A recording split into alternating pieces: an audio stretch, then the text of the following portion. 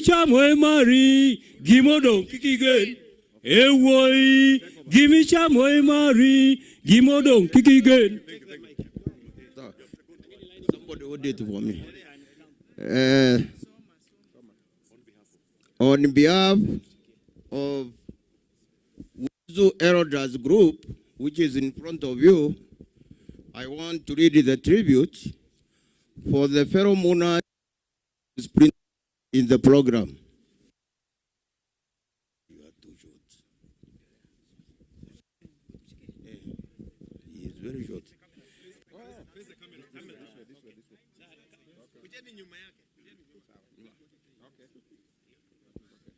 So the late Prof Muga Kolale, a tribute by UASU elders. The Kolale's family, the clergy, county administration, the central administration, that is central government administration, that has been headed by Honorable Machogu, academic staff from various universities led by UASU, other unions represented here, ladies and gentlemen, we are gathered here today to mourn a great man.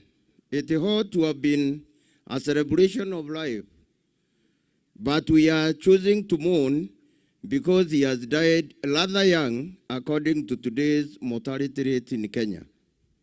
And while we respect every mourner's right to mourn Muga Kolale, we, the elders of the university's academic staff union, want to abrogate the right to mourn him loudest because he spent a lot more time.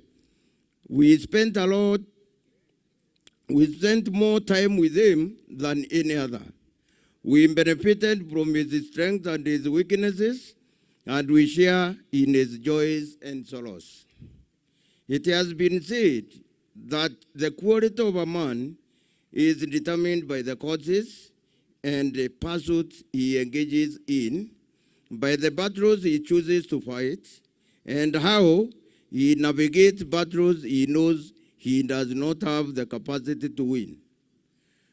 Muga Kolale chose to fight the battle of human rights for Kenyans, particularly his colleagues. He transformed the battle into his life goals. He fought and won many battles. However, wherever defeat was remotely detected and was within sight, Comrade Muga Kolale would gallantly and swiftly retreat in order to re-strategize and come back to fight again with no possibility of embracing failure. He achieved a lot more than we can quantify in a 30-minute speech. The university's academic staff union benefited the most from Muga Kolale's endeavors. He served his members as a Deputy Secretary General for the university's academic staff union, UASU, in the formative years of the union, when the battle was not even about individual rights of members of the union, but about the viability and right of the union to exist at all. And when the term of the tenure expired and our members felt he still had more energy to serve us some more, we moved him a step further to the position of National Secretary General, NSG, a position he occupied with ease and navigated successfully to oversee massive achievement and improvement in the welfare of the Don. He understood the power of lobbying and developed the capacities to lobby with those who worked with him and under him.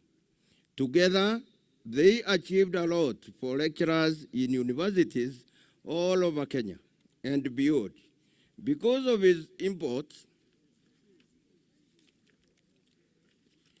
his capacities, demeanor, successes, and achievements, he commanded the loyalty and the support of the Kenyan Don.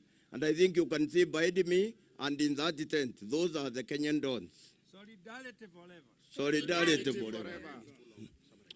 Can you stop? which in turn enabled him to achieve even more. In spite of his achievements and the aura of respectability he commanded, he remained a down-to-earth member of the Dons fraternity who related easily with everyone he came into contact with and built networks that will continue serving the Dons fraternity into the future.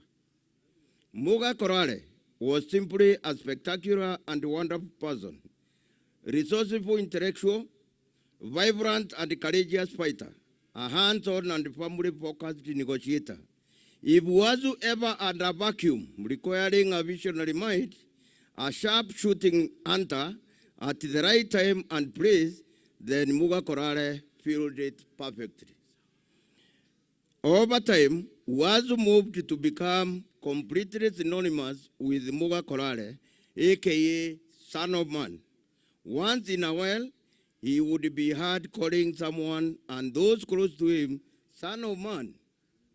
Muga Kolale was absolutely averse to the lies and hypocrisies. He spoke the truth as he saw it without mincing his words.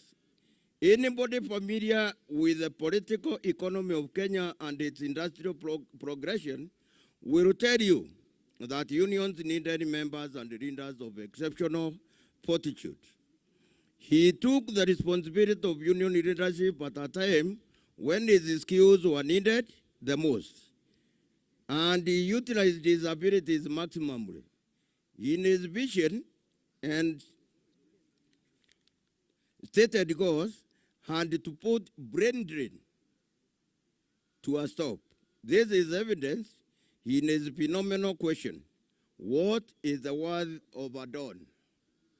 And all his working life endeavors sought to not only logically answer that question, but he sought to materialize the answer to that question. So many lives in Kenya have been improved through the years. Muga Kolale firm attempt to answer that conscious pricking question. Kenyans who are congregated here today, this gallant soldier we honor today has rested having honorably captained UASU for a long time. He was the pioneer National Deputy Secretary General from 2003 to 005, National Secretary General 2005 to 2016. He became the National Chairman 2016 to 2021. The fruits that Kenyan Dons reap today are because of his illustrious efforts and tireless guidance, negotiations acumen, astuteness, and firmness. Muga Kolale did not have a price tag that the government or university managers could afford. He had the principles he believed in and worked with. Principles that guided his every action and interaction and convinced those he had to negotiate with of the worthiness of his cause in fight for the rights of the Dons. He was loved by his followers and respected by all interacted with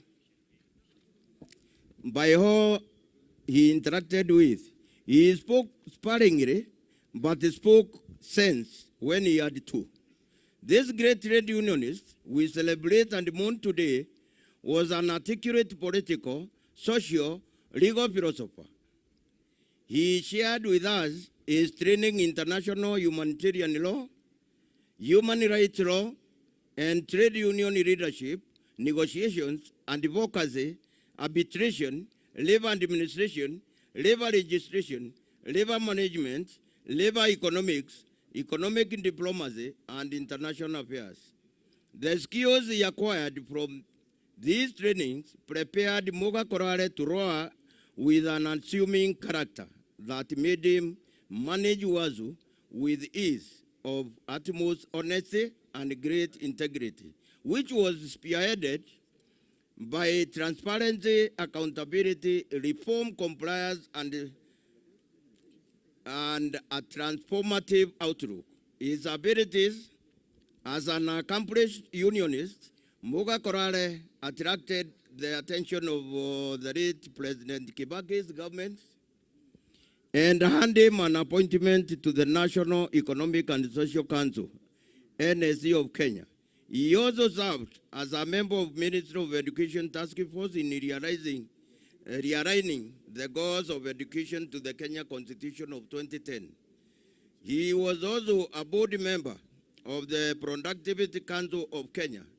This pragmatic and affirmative action were in convincing Muga Kolale that indeed unions and governments can cohesively interact and productively enjoy working for this benefit of the Kenyans. Not only did Muga Kolale serve UASU, but his activities generated visibly that is so successful. Finally,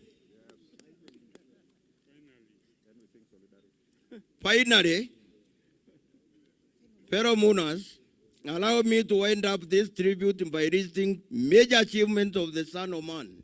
1, he was the first secretary to the UASU Negotiation Committee of 2004. He was the chairman of Committee of differentiated items for negotiations at the national level from those to be negotiated at chapter levels. He presented the founding of the 31 chapters of UASU.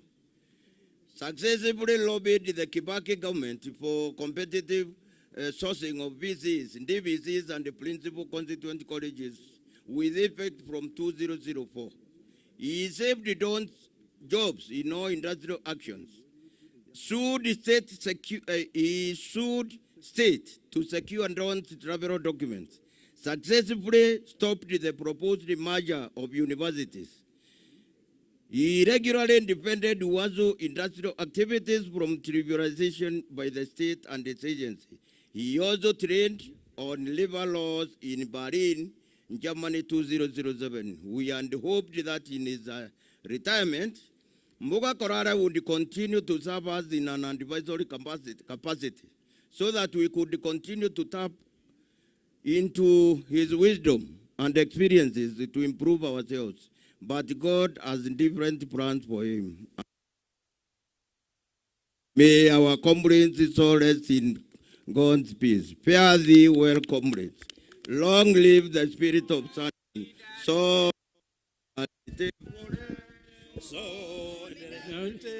forever, solidarity forever, for the union makes us strong.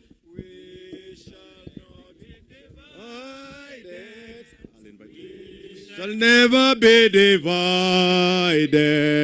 We shall never be divided, for the union makes us strong.